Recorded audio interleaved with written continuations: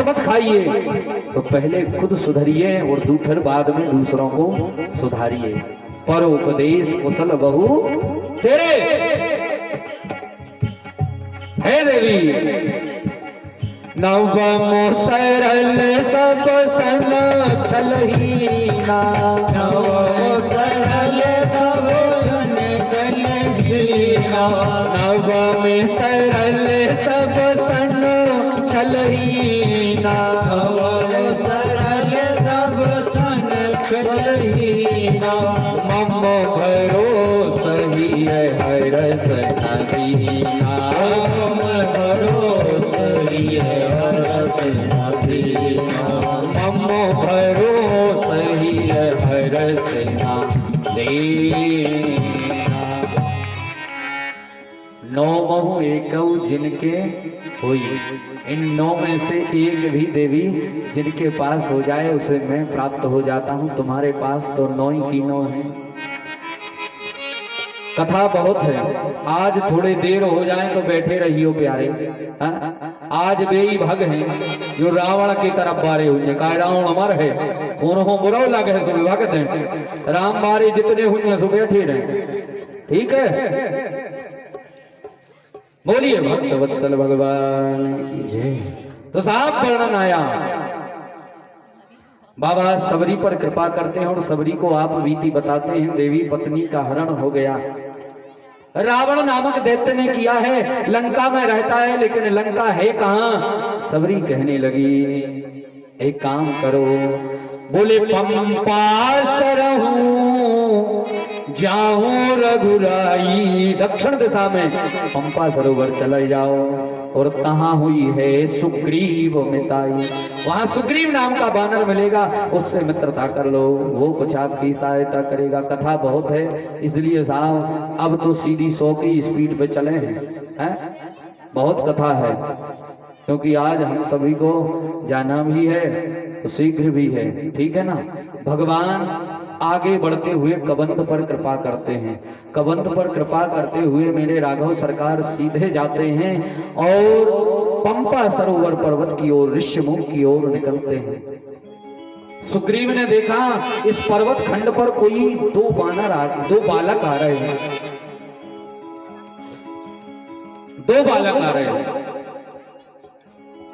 वर्णन आया,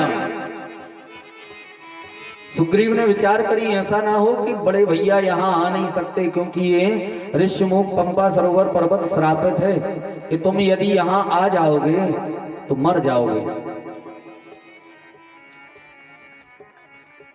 बाली और सुग्रीव की जो है साहब शत्रुता है। कारण, बोले कारण ये है, एक बार किष्किंधा नगर में दैत्य आया, बाली उससे युद्ध करने के लिए गया, बाली ने उसका पीछा किया, वो दैत्य जो है गुफा में चला गया, बाली मारने के लिए गुफा में गया। सुग्रीव से कहने लगे सुग्रीव 15 दिन मेरा इंतजार करना, और 15 दिन के बाद मैं ना आ पाऊं तो एक काम करना, समझ लेना कि उस दैत्य ने मुझे मार दिया। और वो दैत्य बाहर ना निकल पाए और गुफा पर पत्थर लगा करके राजमहल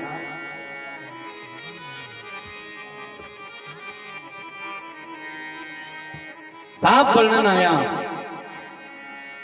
ये ऋक्षराज के पुत्र हैं, समय कम है इसलिए कथा नहीं बता पा रहा हूं। ये ऋक्षराज के ऐसे पुत्र हैं, ब्रह्मा जी के कीचड़ से ऋक्षराज की उत्पत्ति हुई। ब्रह्मा जी के मन से, कर्म से, वाणी से संपूर्ण सृष्टि की रचना हुई। ब्रह्मा जी के कीचड़ से ऋक्षराज पैदा हुआ। एक कुंड है, ये ऋक्षराज जो है राक्षसों के नाश के लिए ब्रह्मा ने कहा जाओ दक्षिण दिशा में चले जाओ, लेकिन यह ऋक्षराज किष्किंधा नगर में एक कूप है, वह कूप श्रापित है। जो पुरुष इसमें स्नान करेगा स्त्री बन जाएगा, और जो स्त्री स्नान करेगी वो पुरुष बन जाएगा। इस ऋक्षराज ने जब जल में उस कूप में देखा तो अपनी परछाई दिखी उसको। पानी में परछाई दिखती थी नहीं, अपनी परछाई जब इसको दिखी तो इसने सोचा कि दूसरा ऋक्षराज कहां से आ गया इस कूप में। तो ये कूप में कूद गया उस ऋक्ष को मारने के लिए। कूप में जैसे ही कूदा तो ये पुरुष से स्त्री बन गया, और पुरुष से जब स्त्री बना बाहर निकला तो ये दृश्य इंद्र ने देखा। ये दृश्य भगवान सूर्य ने देखा। इतनी सुंदर स्त्री बना कि उनका वीर्य जो है वो स्खलित हो गया। सूर्य भगवान का वीर्य स्खलित होकर के ग्रीवा पर गिरा।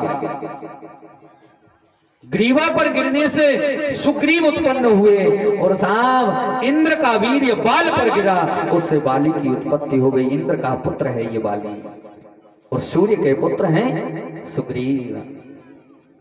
साहब वर्णन आया 15 दिन तक ये बाली उस गुफा से नहीं आया। सुग्रीव ने गुफा का दरवाजा बंद कर दिया और राजमहल में चला गया। लौट करके आया, इसे क्रोध आया।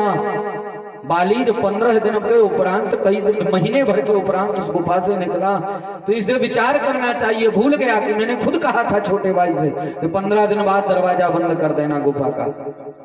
लेकिन ये तो साहब कहने लगा तू राजा बनने के चक्कर में उस दानव को मुझे अकेले फंसा करके चला आया और साहब गुफा का दरवाजा बंद किया। सुग्रीव ने कहा भैया नहीं, तो साहब इसने सुग्रीव को खूब मारा।